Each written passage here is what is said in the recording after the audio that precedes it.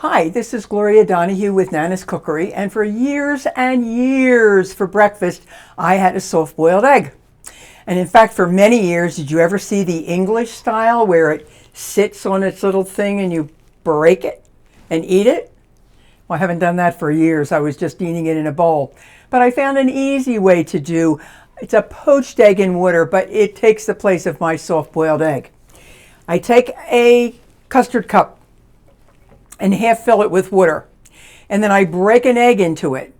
And I'm going to cook it in the microwave. For me, it's about 43 seconds. So what I do is just set the 1 minute, and then when it gets to 17, I take it out. Now, it will make a difference on, I think, the temperature of the water, the density of your dish, the size of your egg, how cold the egg was, and the power in your microwave.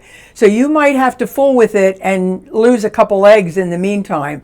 But it's such an easy way to have a nice egg for breakfast. So that's what we're going to do. Just going to break it right in.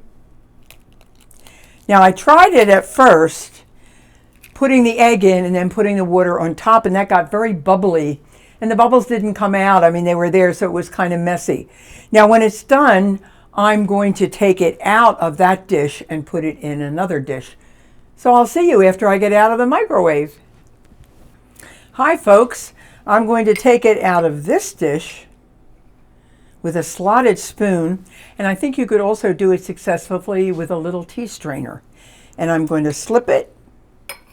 I'm going to add some salt and pepper, and I've got a perfect little egg to have for breakfast. Thanks again for coming to the kitchen. This is Gloria Donahue from Nana's Cookery saying thank you, goodbye, and I love to hear from you. Don't forget to subscribe. Bye-bye.